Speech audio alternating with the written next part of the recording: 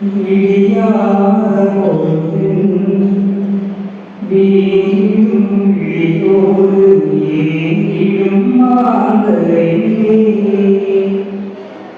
முடியாது என்று நீ முகம் சோர்ந்து போகும் பரிதாப வாழ்க்கையிலே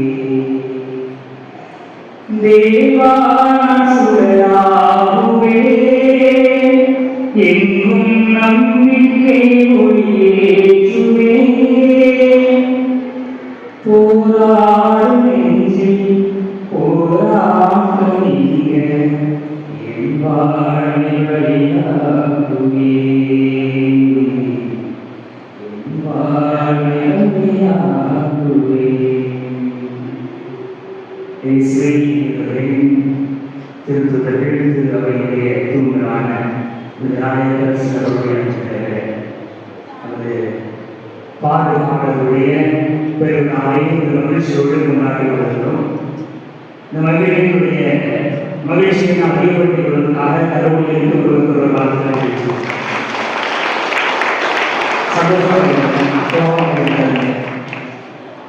எல்லாரும் வாழ்க்கையில் அதிகமாக இருப்பது சோகமா சந்தோஷமா? யோகம் 7ஆம் அதிகாரம் முதல் இறைவார்த்தை இப்படி சொல்கிறது. யோகம் 7ஆம் அதிகாரம் முதல் இறைவார்த்தை, மண்ணில் வாழ்வது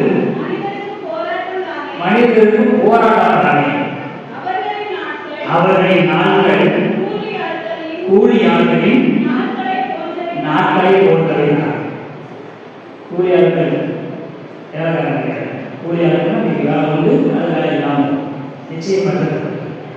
யோகம் சொல்கிறார், மண்ணில் வாழ்வது மாநிலருக்கு போராட்டம். ஒவ்வொரு நாளும் நமக்கு போராட்டத்தோடு கிளம்பி போராட்டத்தோடு இருக்க வேண்டும். நாங்கள் எந்திரிக்கிறது எதிர்க்கிறது போராட்டமா இருக்கு. 5 நிமிஷம் தூங்கிக்கிட்டாங்க, வேலை நாளைக்கு வந்தாங்க, கொஞ்ச நேரம் தூங்கிக்கிறோமா, ஸ்கூல் 9 மணிக்கு தான் போனோம், எத்தனை மணிக்கு இனி வந்து நமக்கு எழுதுறது போராட்டம், அதோட தொழில பெருமையான போராட்டம் தூங்குறது. தூக்குவாங்க, யாருக்குமே தூக்குவாங்க. அது சின்ன பிள்ளைகளா இருக்கலாம், வயசான ஆட்களா இருக்கலாம், யாருக்குமே தூக்குவாங்க. வாழ்க்கையில முக்கியமான தேவையே தூங்குவதும் தூங்கி எழுதுவது தான். நமக்கு அதுவே மிகப்பெரிய பிரச்சனை, மிகப்பெரிய போராட்டம். அதுதான் யோகம் சொல்கிறார், மண்ணில் வாழ்வது மாநிலத்திற்கு போராட்டம், அது கூலியாளர்களுடைய நாட்கள் கொண்டது. நிச்சயம் இந்த நிச்சயமற்ற வாழ்க்கையை, நிச்சயமற்ற வாழ்க்கையில் இருக்கிற போராட்டங்களை நாம் எப்படி வாழ்ந்து பார்க்கிறது? இந்த போராட்டமான வாழ்க்கையை எப்படி மகிழ்ச்சிக்குரியதாக மாற்றுவது? போராட்டமான வாழ்க்கையை எப்படி ஆசீர்வாதமாக மாற்றுவது? அதுதான் இன்றைய நாளில் நமக்கு கொடுக்கப்படுகிற சிந்தனை. ஒருவர் போராட்டங்களை ஜெபமாக மாற்றுவார் என்று சொன்னால் அவருடைய எல்லா போராட்டங்களும் ஆசீர்வாதமாக. அந்த போராட்டம் எப்படிப்பட்டதாக நடக்கிறது? பெரும்பாலும் போராட்டம் என்று எழுதி சொல்கிறோம், மதம் பகிர்ந்து கொள்ளக்கூடிய போராட்டம். நீங்க கணவர் தெரியல, மனைவி சரியா சமைக்கல அப்படிங்கிறத இன்னொருத்தர் சொல்லிடுவோம் அப்படின்னா போராட்டம். எது உண்மையான போராட்டம் பேசினால், எந்த ஒரு காரியத்தை, எந்த ஒரு செயலை என்னால் இன்னொருவரோடு பகிர்ந்து கொள்ள முடியாதோ, எந்த ஒரு செயலை என்னால் சொல்லி படிக்க முடியாதோ அப்படின்னு பெருமூச்சு விடணும், அது போராட்டம். இதுவரை இந்த பெருமூச்சுகள் எல்லாருடைய வாழ்க்கையிலும் நீண்ட வரை நிறைந்திருக்கிறது. ஒரு காலத்தில் சொல்லுவான், குழந்தை வருவதுதான் மகிழ்ச்சியான வருவம் சொல்லி, இவன் குழந்தை வருவதிலிருந்தே இந்த போராட்ட ஆரம்பிச்சு எல்லா பருவங்களிலும் இந்த பெருமூச்சுகள் இருக்கிறது. இந்த பெருமூச்சுகளை எப்படி ஜெபமாக மாற்றுவது? அதற்கு தூயாக உபதேசிக்கிறார். பவுலுடைய 2ஆம் நிருபம் 5ஆம் அதிகாரம் 4வது வார்த்தை நாம் பார்க்கிறோம். தூய ஆவியானவரை சொல்வதும் பெற முடியாத நம்முடைய பெருமூச்சுகளை இறைவேண்டலாக ஜெபங்களாக ஆண்டவருடைய பாதத்தில் எடுத்து வைக்கிறார். இவர்களே நம்முடைய வாழ்க்கையில் போராட்டங்களை நடத்த, போராட்டங்களில் நம்மால் சொல்ல முடியாத வேதனைகளை பெருமூச்சுகளால் வெளிப்படுத்த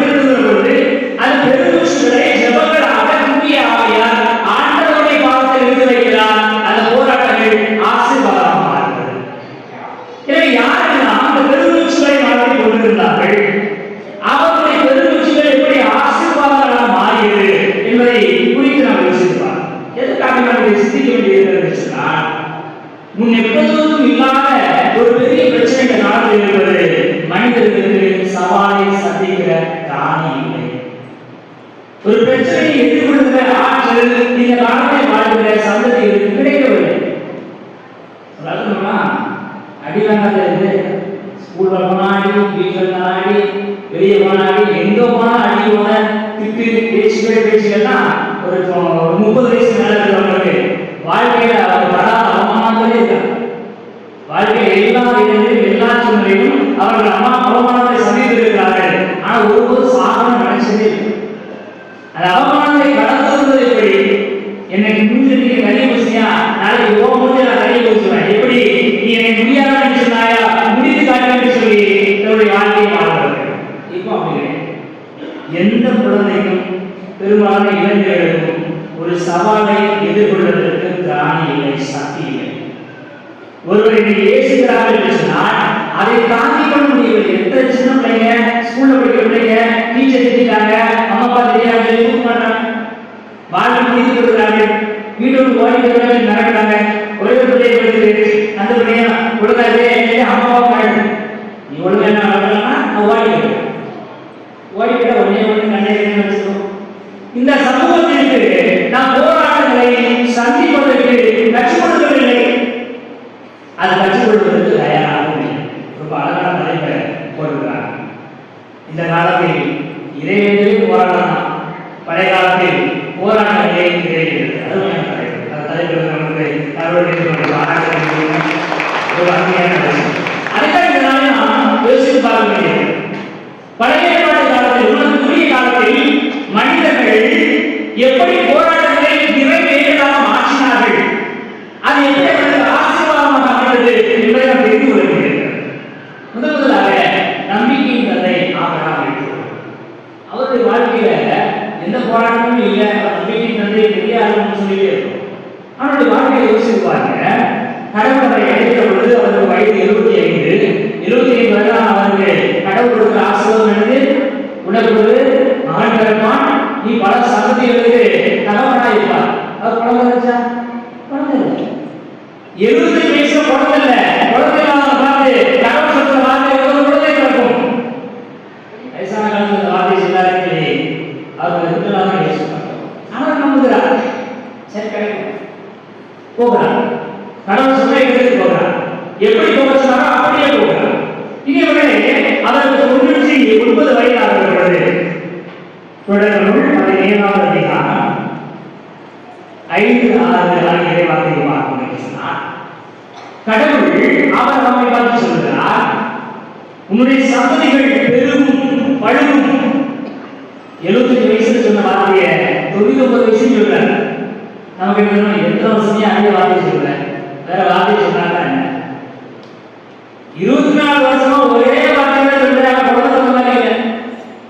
கடவுள் சொல்றார், வானத்தில் இருக்கிற கல்வியை எண்ண முடியுமா, கடற்கரையில் இருக்கிற மண்ணை எண்ண முடியுமா, அவ்வளவு சந்ததிகள் ஒன்றுக்கே வழியிலே நான் செய்கிறது. அவர் நொந்து போகிறார். அவர் நொந்து போனதை 17வது அதிகாரம் 17வது வார்த்தை வாசிக்கிறார். தொடர்ந்து 17வது அதிகாரம் 17வது வார்த்தை. ஆபிரகாம் தாழ்பணிந்து வணங்கி நகைன்னு சொல்றாங்க. நகைத்து வழக்கமா சாரா நகைத்தார் என்று சொல்றோம். இங்க ஆபிரகாமே சிரிக்கிறார். 24 வருஷம் இதே வார்த்தையோட சொல்லியிருக்காரு மனுஷன். இதே புதுசா என்ன போகுது? இதே நம்பிக்கையை ஆபிரகாம் நகைத்து சொல்றாரு.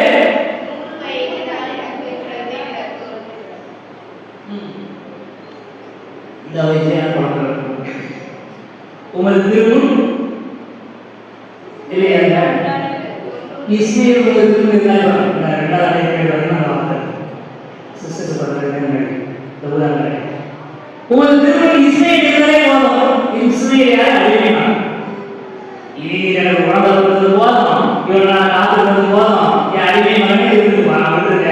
இனி இந்த போட்டிக்கான 99 வயது நீர்கள் 24 வருஷமாக அந்த வார்த்தையை நம்புவதற்கு அது எவ்வளவு போராடி இருப்பார். 100 வயது குழந்தைகள் அவருக்கு என்ன பேர் வச்சாங்க? ஈசாக்கு. ஈசாக்குங்களா என்ன பொருள்? சிரிப்பவன்.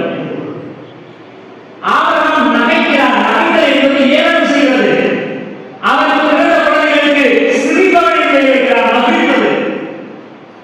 எவர் தனது போராட்டத்தில் நகைக்கிறாரோ அவருக்கு போராட்டத்தின் நிறைவு காண்பதை ஒப்படைக்க பொழுது அது சந்தோஷமாக, சிரிப்பதாக, மகிழ்வதாக மாறுகிறது. போராட்டத்தை நீங்கள் ஆண்டவரை சேர்த்துக் கொண்டீர்கள் என்று சொன்னால் உங்களுடைய போராட்டம் நகைகளில் இருந்து சிரிப்பதாக, மகிழ்வதாக மாறும். இனி வருது அடுத்ததாக மோசே. மோசே அவர் அடிமை மக்களுக்கு இஸ்ரேலுடைய ஒரு குழந்தையாக இருக்கிறார். அடிமைகள் அங்கிருந்து அவர் எடுத்துக்கொண்டே கேட்க போகிறார். மாளிகை கொண்டு வைக்கிறாங்க. அவர் அரசன் போல் வாழ்ந்து கொண்டிருக்கிறான். அந்த இடத்திலிருந்து ஒரு உணர்ச்சோசப்பட்டதுனால ஒரு குழந்தைக்கு அகதியா ஓடி வர. அகதியா போனதுல செம்ம பாட்டு ஆடு நினைக்க கல்யாணம் முடிக்க பிள்ளைகள் சந்தோஷமா இருக்கார். கடவுள் நினைச்சாரு, திரும்பி போ, என் மக்களையும் கூட்டிட்டு வா, நீ சந்தோஷமா இருக்கிற அவங்களையும் கூட்டிட்டு வா. இனி இவருடைய மிகப்பெரிய நெருக்கடி என்ன அப்படின்னா, நிச்சயமாக இவனை அவர்கள் ஏற்க மாட்டார்கள். அடிமையை விடுவிக்க போனாங்க, ஏற்கனவே பண்ணப்பட இவரை விடுவாங்க. ஆனா இதெல்லாம் நடந்து போகிறான்னா எவ்வளவு பயத்தில் இருப்பாரு. அதனால சொன்னது, நான் குழந்தைவேன், பரவாயில்ல, நான் ஏற்கனவே ரத்து பண்ணிக்கிறேன், பரவாயில்ல, நான் அப்படி கல்யாணம் பண்ணுறது நம்பிக்கை மூலத்தும் கடவுள் விடுறதுனால எவ்வளவு பெரிய போராட்டத்தோடு அவர் சென்று இருக்கிறார். அவ்வளவு பெரிய போராட்டங்களோடு சென்று பார்வனை சந்திக்க வேண்டியிருக்கிறது. அவருடைய மாய விதங்களை எதிர்கொள்ள இருக்கிறது. இஸ்ரேல் மக்களை சொந்த மக்களை எதிர்கொள்ள இருக்கிறது. ஒவ்வொரு முறையும் ஒவ்வொரு கொடிய பாதைக்கு திருவாலும் அவர்களுடைய மனதை கையெழுத்திக் கொள்கிறார். மக்கள் உண்மையை குடும்பம் நம்பவா வேண்டாமா என்று சொல்லி பேசிக் கொண்டிருக்கிறார்கள். இதெல்லாம் நடந்து அவர்களை கூட்டிக்கொண்டு போனா இவர்களே ஏறத்தாழ 24 முறை மோசேக்கு எதிராக மக்கள் முன்னிறுக்கிறார்கள். 24 முறை எதுக்காக முன்னிறுத்தாங்க? சாப்பாடு இல்ல, தண்ணி இல்ல, இந்த இடத்துல என்ன கொண்டு வந்த, வெயில் சாப்பாடு கொடுக்குறியா, கறி கொடுக்குறியா, அவன் விடுதலை கொண்டு அதை சந்தோஷமே இல்லை. இந்த விஷயத்துல நீ வருத்தப்படுற என்ன செய்வது? எவ்வளவு பெரிய போராட்டம். அந்த போராட்டத்தை வருத்தப்படுறார். எண்ணிக்கைக்குள் 11 அதிகாரம் 11 12 இருக்கிறார்கள். தேவையில்லை எண்ணிக்கைக்குள் 11 அதிகாரம் 11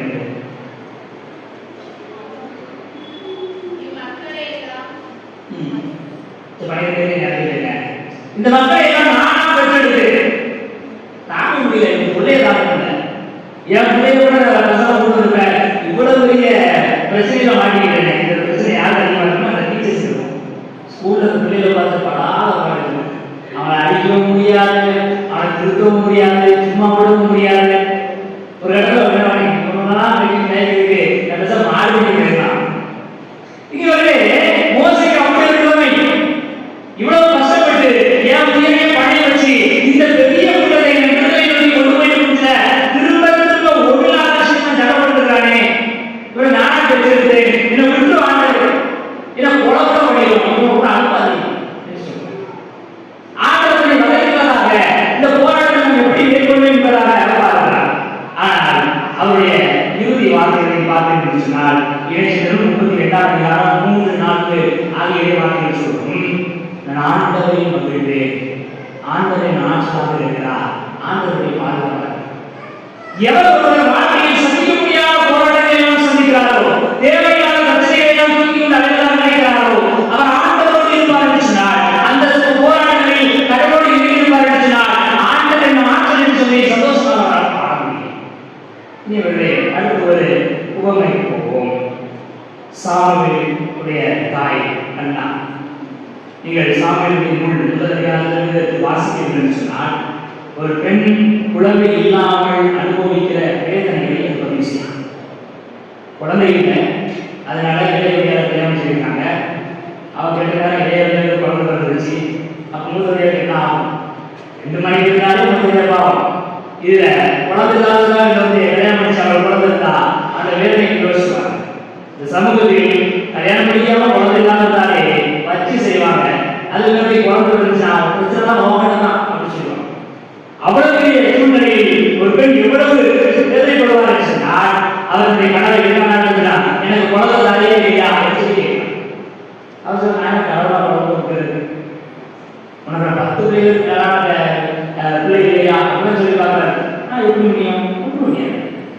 பார்த்தீங்கன்னா சாமுவேல் முதல் நூல் 1ஆம் அதிகாரம் 13வது வாக்கியம். அண்ணாவோட இந்த வேதனைகளை எல்லாம் அவர் அடையப்பட முடியவில்லை. அவர் செவிக்கிறார். அவருடைய உதடுகள் முணுமுணுக்கிறது. வேதனையின் உச்சகட்டத்தில் வார்த்தையில் கூட வெளியிடும். அதை பார்க்க குடிச்சு குழம்புற மாதிரி ஒரு ஏழி அடைகிறார். இனிவரே அவ்வளவு மன வேதனையில் ஆண்டவர் அந்த வேதனை கொட்டிக் கொண்டிருக்கிறார். ஆண்டவர் கொட்டிக் கொண்டிருக்கிறார். அவரை பார்த்து ஏறி சொல்கிற வார்த்தை, நீ மன நிறைவோடு சரி, ஆண்டவர் உன்னுடைய விண்ணப்பத்தை கேட்டிருக்கிறார். இனிவர்களே, ஒரு குழந்தை கிடைச்சா அவருடைய வளர்த்தல் நீங்கிவிட்டது என்று மகிழ்ச்சி என்று சொன்ன 3 குழந்தைகள் மிகச் சிறந்த இறைவாளராக கடவுள் அவருடைய முதல் குழந்தையை மாற்றினார். எவரும் தனது குழந்தை ஆண்டவர் ஒப்படைக்கிறாரோ, தனது போராட்டத்தை ஆண்டவரை ஈடுபடுத்திக் கொள்கிறாரோ, அவருடைய வாழ்க்கை இப்படியான மகிழ்ச்சியாக புதிய இன்னும் பார்த்தீங்கன்னா என்ன சொல்றது, இணை திருமலை அப்படின்னா தோபியா அவர் மனம் வைத்த ஒரு மனப்பெண். அவர் சாரா. அது சாராவுடைய வாழ்க்கையை பாருங்க. இப்போ நமக்கு கல்யாணம் முடிஞ்சு டிவோர்ஸ் ஆயிடுச்சு, அவங்களை யோசிச்சு பாருங்க. அவங்களுடைய வாழ்க்கையை எவ்வளவு மாணவர்கள் இவங்களாம் எந்த தப்பும் இல்லாம காய்ச்சலை தாங்க முடியாம விவசாயம் வந்து ஆரம்பிச்சிருக்காங்க. என்ன சொல்லுவாங்க, சகோதரர் இவ்வளவு பத்தி நமக்கு தெரியாதா, இவ்வளவு பத்தி நமக்கு தெரியாதா, இப்ப கேட்கலாமா 2 நாள் தப்பே இல்லாமல் கடன் இறந்திருக்கலாம். 2ஆவது சரியா? அப்போ அவ்வளவு வேதனை இருக்கு. இந்த சாராவுக்கு 7 பேர்கள் 7 பேர் கல்யாணம் பண்ணிச்சு. 7 பேருமே முதல் பேரே கொல்லப்படுகிறார்கள். சாரா இவ சுத்தி இருக்க பணியாளர் பணிகள் எடுத்துட்டாங்க அப்படின்னா இவரெல்லாம் வச்சு என்ன செய்ய 7 புதுசாக கொடுத்துருக்கா. உள்ள என்ன அவளுக்கு தெரியும். 7 தலைமுறை கொண்டவர் பேசாம செத்து போகலாம். ஒவ்வொரு முறையும் கல்யாணத்துக்கு வர வேண்டியது, கல்யாணம் முடிஞ்சவன நைட்டு புதுசு தான் அடக்கவை பார்க்க வேண்டியது. இவெல்லாம் இருக்கிற பூமியை பாராமல் இருக்கிறார். இதையெல்லாம் அவரால் ஏற்றுக்கொள்ள முடியும். தற்கொலை செய்து கொள்ள வேண்டும் என்று நினைக்கிறார் சாரா. இனிமேல் இந்த வளர்ந்து நான் எதுக்கு வாழலாம்? என்னுடைய பணிப்பெண்கள் என் காரணமாகவே என்னை குறை சொல்கிறார்கள், குற்றப்படுத்துகிறார்கள், ஏவலப்படுத்துகிறார்கள், இழிவுபடுத்துகிறார்கள். சாம தூக்குமணி சாத்துக்கிறான் சொல்லி மேல்மணி போறவருக்கு இன்னொரு பாராட்டு, நான் செத்துட்டேன்னா இந்த சமூகம் என்னுடைய தந்தையை குறை சொல்லுவேன். பிள்ளைய வளர்க்காம பிள்ளைய தற்கொலை மட்டும் சாகும், இப்படிதான் பிள்ளைய வளர்க்கணுமா என்று அப்பா யாரும் வளர சொல்லுவாங்க என்று சொல்லி அவர் தற்கொலை செய்து கொள்வதை விட்டுவிடுகிறார். ஆனால் அவங்க வாழ முடியாது. அப்ப என்ன செய்வது? அவர் உலகம் படிக்கிட்டு ஆண்டவரிடம் சொல்லியிருக்கார். அதை இங்க பார்த்தீங்கன்னா தோபிக்கு நூல் 3ஆம் அதிகாரம் 11-15 வரைக்கும் இருக்கும். அற்புதமான அருள்மாட்டார். ஆண்டவரே, உலகத்தில் வாழ முடியல, சுத்தி இருக்க எல்லாரும் என்னை சந்திக்கிறார்கள், ஏறப்படுகிறார்கள், நான் வாழ்வதற்கு அர்த்தமே இல்லை. நானா செத்தவனா, அதை வீட்டுக்கு அவமானம் இழுத்து ஒரு பேருக்கு நான் செய்கிற அநீதி, அதான் நீரை போட்டும், நீரை எடுத்துக்கொள்ளும். என் உறவுகளை யாரை கல்யாணம் பண்ணலாம், என்னை பத்தி தெரிஞ்சுன்னா அவங்க ஓடி போறான். இதைவிட அவருக்கு தொபியாவை ஆண்டவர் அழைத்து வந்து திருமணம் செய்திருக்கிறார். வெறுமனே வானதூரை அனுப்பி அழகை விரட்டி அவருடைய குடும்பத்தை பழிவுறுத்தி செய்கிறார். எவருள்ள வாழ்க்கையின் போராட்டத்தில் தானே முடிவெடுக்க வேண்டும் என்பதை விடுத்து ஆண்டவரை மீது முடிவெடுத்துக் கொள்ள வேண்டும் சொல்லி தனது போராட்டத்தை நிறைய வெற்றி ஆண்டவர் ஒப்படைக்கிறார்களோ அவர்களுக்கு ஆண்டவரை நல்லது செய்வார். திருப்பாடல் 78 சொல்கிறது, நல்லதையே ஆண்டவர் அழைப்பார். இனி அவர்களே நேரடியாக நம்முடைய பாதுகாவலர்கள் விஷயம் நமக்கு தெரியாத சுருக்கமாக பாதுகாவலருடைய பேருடைய வாசிப்போம். இங்கே நற்செய்தி வாசகத்தை வாசிக்கிறோம். பேரு ஆண்டவருக்கு முன்பாக இருக்கிறார். இந்த கூட்டத்திலே என்ன கேள்வி கேட்டாலும் முதல்ல போய் சொல்றது யாரு? அவர் தான் கிறிஸ்துவின் தலைவர் எல்லாரும் பேரு சொல்றாரு. எல்லாரும் ஓடி போய் அதுக்கு ஓடிப்போம். நான் பெரியாரு, நான் மீன் தான் பெரிய இருக்கேன், மீன் எவ்வளவு பெரிய அவ்வளவு பெரிய சொல்லிருக்கேன், நான் கோழை அல்ல, அதனால ஒரு சாதனம் அவர் ஓடி போவேன். அப்படியா 3 முறை என்னை வருதளிப்பார். தேர்தல் கூட நினைச்சுக்க மாட்டார், அது நடக்கும். 3 முறையும் மறுதளிக்கிறார். இனி 3 முறையும் மறுதளித்த பேருடைய மனநிலை மனுஷன் அப்பவே சொன்னான், அதுவே நம்ம மனுஷன் கேட்கலாம், ஆனா வீண் விவாதம் நடந்துட்டு இல்லை, ஒரு பெரிய சத்தியமே வரும். நடக்கவே நடக்காது. அது எப்படி முடியும், நானும் அப்படி பண்ணவே மாட்டேன் அப்படின்னு சொல்லி அதை சொல்லி முடிக்கும்படி பண்ணி வச்சார். பெருந்தவர். இப்போ அவர் இயேசுவை பார்க்கிறார், இயேசு அவரை பார்க்கிறார். இந்த நேரத்தில் அவருடைய மனநிலை எப்படி இருக்கு? மௌனம், அதாவது வார்த்தையை சொல்லிட்டா கூட சில விஷயம் முடிஞ்சிடும். ஆனா இவனை மட்டும் என்ன நினைப்பான்னு நினைக்க பாருங்க, அது மிகப்பெரிய வழி. அவனை மட்டும் ஒன்றுமே நினைக்காம கூட இருக்கலாம். தப்பு பண்ண நம்ம கூட கொடுத்தோம். திருடனுக்கு தான் நம்ம பார்த்தா திருவிழா படம் கொடுத்துருவாங்க, காமராஜன் கண்டெல்லாம் வச்சு அப்படிங்கிற மாதிரி. அவன் பேரு இயேசு என்னெல்லாம் நினைச்சிருப்பாரு. நான் சொன்னேன் கேட்கலையா அப்படின்னு சொல்லியிருந்தான். அவருக்கு முடியல, இயேசுவை பார்க்க முடியவில்லை. இயேசு அவரை தைரியமா பார்க்கிறார், ஏன்னா நான் தான் நடந்துச்சு. ஆனா பேருக்கு கூட முடியவில்லை. பேரு வெளியே சென்று மனம் நொந்து அழுது, என் போராட்டத்தை நான் தோன்றுகிறேன், கடவுளை எச்சரித்து நான் தோன்றுவிட்டேன். 3 பேர் ஒரு நேரம் சொல்லுகிறதா விசுவாசித்து இல்லை ஓரையாக இருக்கலாமே, சோதனையை கடந்து 3 முறையும் என்னுடைய பலவீனத்தை நான் வீழ்ந்து தோற்றுவிட்டேன் சொல்லி மனம் நொந்து அழுகிறார். மீண்டுமாக ஆண்டவரை உற்று பார்க்கிறார், புது வழியை சொல்கிறார். இயேசுவை பற்றி அறிவிக்க கூடாது என்று நான் உங்களுக்கு சொல்லலையா என்று கல்விச்சங்கர் கேட்கப்பட்டது சொல்றார். இதே பேருதான் இந்த இயேசுவை பற்றி நாங்கள் அறிவிப்போம். உங்க பேச்சு கேட்கணும், கடவுள் பேச்சு கேட்கணும். நான் ஏற்கனவே கடவுள் பேச்சு கேட்காம விட்டதால தான் அவர் வந்துருச்சேன். இப்ப நான் ஆண்டவர் பேச்சு தான் கேட்பேன்.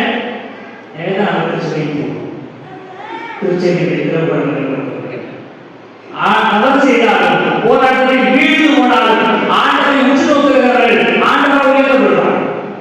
அடுத்ததாக நம்முடைய பாதுகாவலர் பவுலடிகளார் கிறிஸ்துவுக்குள் வாழ்ந்து வருகிற பொழுது, புதிய வாழ்க்கையில் உழைகிற பொழுது, நற்செய்திகளை அறிவிக்கிற பொழுது திருத்துதல்களை அவரை நம்பவில்லை.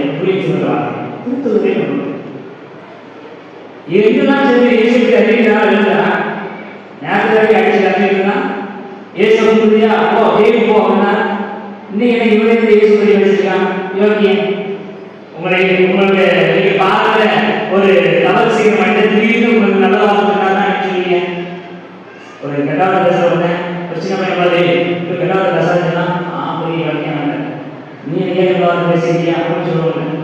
பவுலடிகளார் இதுவரைக்கும் இயேசுவை சார்ந்தவர்களை, இயேசுவை நம்பியவர்களை வெற்றி கொள்வதற்கும் சிறை அடைவதற்கும் சென்றவர். திடீரென இயேசுவை வெற்றி பொழுது அவரை ஏற்றுக்கொள்வதற்கு யார் தயார்? ஒரு இடத்துல அவர் என்ன நம்பி வராரு, என்னோட என்ன நினைக்கிறீங்க? நான் சாதாரண ஆளா, நான் யூதன், உங்களோட தெரியாது, கமாலியுடைய காலையிலிருந்து படிக்கிறவன், எனக்கு தெரியாத விஷயம் இல்லை, நான் யூதன் மட்டுமல்ல ரோமை குடிமகன் அப்படின்னு சொல்லி தன்னுடைய பெருமைகளையே பேச ஆரம்பிக்கிறார். அப்போ அவரை ஏற்கிறது யாரும் தயாராக. இப்படிதான் நான் யோசித்து பார்க்கிறார். என்னுடைய போராட்டம் மனிதர்களோடு அல்ல, அது என்னோடு எனது மனதுமே அல்ல. நான் பெரியவரை சொல்கிற பொழுது நான் ஆண்டவர் பெரியவராக காட்டிக் கொள்கிறேன். 2ஆம் வசனம் சொல்கிறது, நான் என்னை பெருமை பாராட்டுவேன் என்று சொன்னால் என்னுடைய வலுமையில் பெருமை பாராட்டுவேன். என்னுடைய பலவீனத்தை சொல்வது மிகப்பெரிய கடினம். பவுலடிகளார் தனது பலவீனத்தோடு போராடி அதை வெற்றி கொள்கிறார். மகன் சொல்கிறார், சாவின் ஆற்றல் எங்களிலும் வாழ்வின் ஆற்றல் உங்களிலும் இருக்கிறது. நாங்கள் இயேசுகிற ஒப்பற்ற செல்வத்தை சுமந்து செல்கிற மண்பாண்டங்கள் என்று சொல்கிறார். இது வாழ்வது நான் அல்ல, கிறிஸ்துவே இது வாழ்கிறார். நான் வாழ்வது என்றால் ஆனால் இறப்பை வெற்றினால் அது எனக்கு ஆதாயம். பாவிகளை பெரும்பாவி பவுலடிகளார் தனது பலவீனத்தோடு போராடி வெற்றி கொள்கிறார். இயேசுவோடு எவ்வளவு நெருக்கமாக அவர் இருந்திருப்பார் என்று சொல்கிறார். கிறிஸ்துவை நான் பின்பற்றுவது போல நீங்கள் என்னை பின்பற்ற வேண்டும் என்று சொல்கிற அளவிற்கு அவர் தனது பலவீனத்தை வென்று இயேசுவோடு கொண்டிருக்கிறார். இதுவே இந்த நிலைய மாதங்கள் நான் சொல்லித்தரக்கூடிய காரியங்கள். போராட்டங்கள் நிச்சயமாக உண்டு. போராட்டங்கள் எல்லாம் வாழ்க்கையே கிடையாது. ஆண்டவருடைய போராட்டங்கள், நம்முடைய போராட்டங்கள் ஆசீர்வாதமாக மாற வேண்டும் என்று சொன்னால் உங்களுடைய போராட்டங்களை ஆண்டவருடைய கையில் பவுலடிகளார் சொல்வார், என்னுடைய ஊழியர்களின் இச்சைகளை நான் சிலுவையில் அடைத்து விட்டேன். அதை மாற்றிக்கிறேன். அதுபோல நம்முடைய எல்லா போராட்டங்களையும் நம் ஆண்டவரோடு இணைத்துக் கொள்வோம். போராடுவோம். எவ்வளவு